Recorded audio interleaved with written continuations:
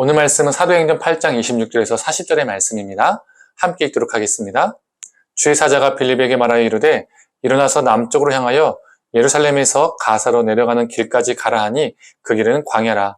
일어나 가서 보니 에디오피아 사람 곧 에디오피아 여왕 간다게의 모든 국고를 맡은 관리인 네시가 예배하러 예루살렘에 왔다가 돌아가는데 수레를 타고 선지자 이사야의 글을 읽더라.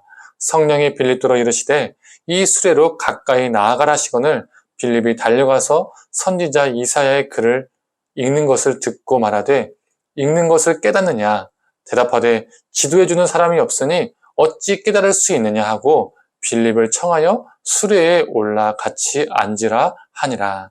아멘. 이 사도행전 8장 9절에서 25절의 내용은 제가 갑자기 뛰어넘었죠.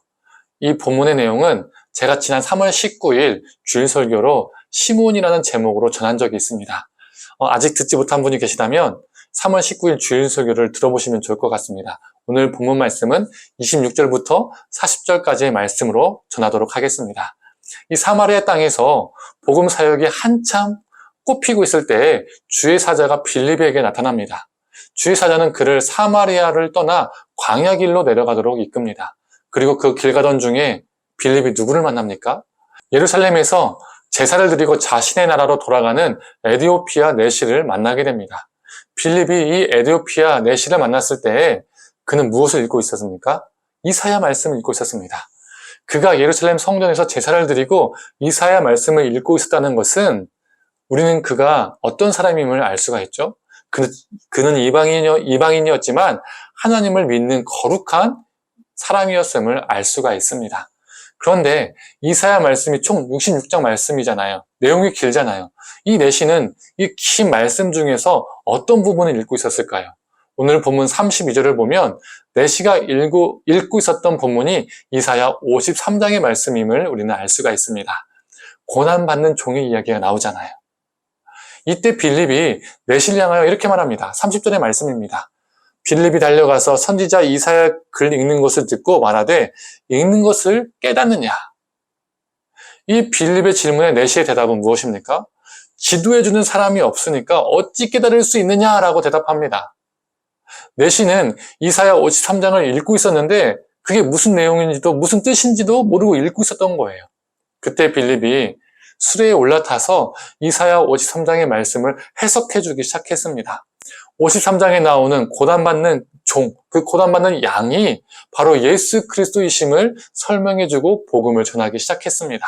이 네시는 예수 그리스도를 영접하게 되었고 길을 가다가 물 있는 곳에서 세례를 받게 되었습니다. 그리고 이 네시는 기쁨으로 고국으로 돌아가게 되었습니다. 이 네시는 아프리카 최초 그리스도인이 되었고 동시에 자기 나라 에디오피아에서 선교사로 파송된 것이죠.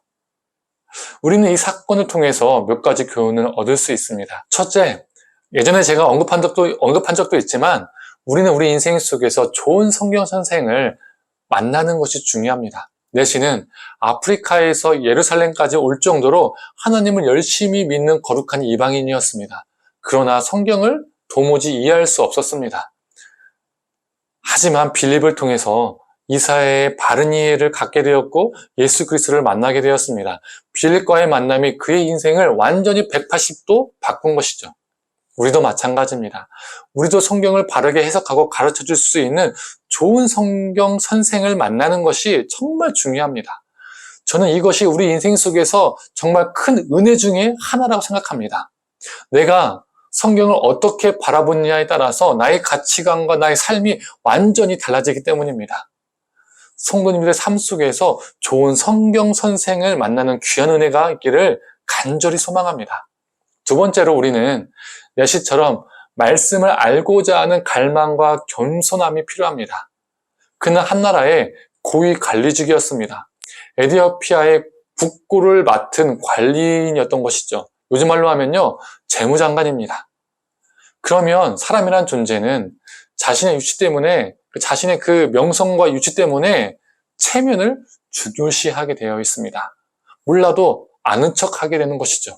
그러나 그는 자신의 모름을 인정하고 알고자 하는 마음으로 빌립의 가르침을 겸손히 듣습니다. 성경에 대해서 모르는 것은요, 부끄러운 일이 아닙니다. 모르는데 아는 척하는 것이 부끄럽고 위험한 것이죠.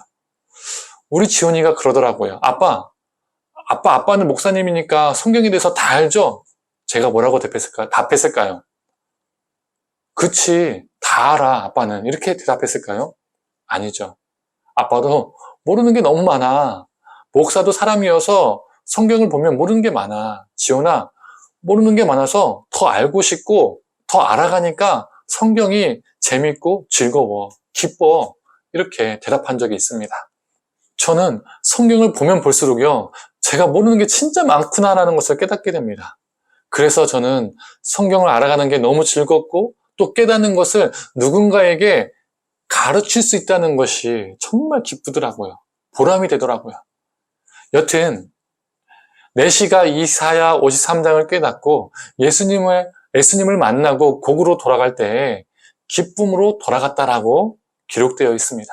우리도 내시처럼 겸손한 마음으로 하나님의 말씀을 깨닫고자 하는 갈망이 늘 넘쳤으면 좋겠습니다. 하나님의 말씀을 깨닫는 것이 우리 인생의 큰 기쁨이 되기를 소망합니다. 마지막으로 이 모든 것이 성령님의 역사였습니다. 29절의 말씀입니다. 성령이 빌립더로 이르시되 이 수레로 가까이 나아가라 하시거늘.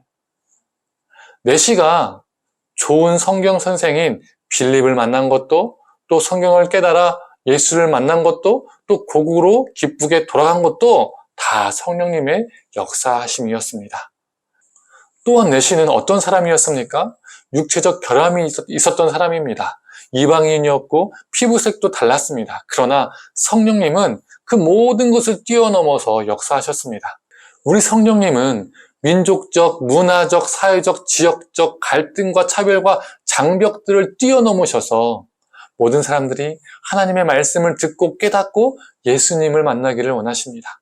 성령 안에서 모든 사람이 하나님의 말씀의 대상이 됩니다. 사랑하는 성도님들, 나에게 부담되지 않는 말, 나를 불편하지 않게 하는 말을 들려주는 성경 선생이 아니라 성령 안에서 좋은 성경 선생을 만나기를 원합니다. 또한 성령 안에서 하나님의 말씀에 대한 갈망과 그 말씀을 깨닫는 은혜가 우리에게 있기를 소망합니다. 또한 성령 안에서 우리를 통해 하나님의 말씀이 우리에게 허락된 이웃들에게 전해지는 역사가 있기를 간절히 소망합니다. 함께 기도하겠습니다. 하나님, 우리 인생 속에서 좋은 성경 선생을 만나게 하여 주시옵소서. 나에게 듣기 좋은 말을 하는 성경 선생이 아니라 성령 안에서 말씀을 올바르게 해석하고 그 말씀에 대한 갈망함이 있는 좋은 성경 선생을 우리 인생 가운데 만나는 큰 은혜를 성령 안에서 허락하여 주시옵소서. 또한 성령 안에서 그 말씀을 깨닫는 지혜를 허락하여 주셔서 우리 삶이 변화되게 하여 주시옵소서. 성령 안에서 또 우리에게 허락된 많은 사람들에게 그 귀한 말씀을 전하는 삶을 우리가 살게 하여 주시옵소서. 하나님, 말씀을 만나게 되고 말씀을 듣게 되고 말씀을 전하는 삶이 우리 삶 가운데 넘쳐나게 하여 주시옵소서. 모든 걸 감사드리며 사랑에 많으신 예수님의 이름으로 기도드립니다. 아멘.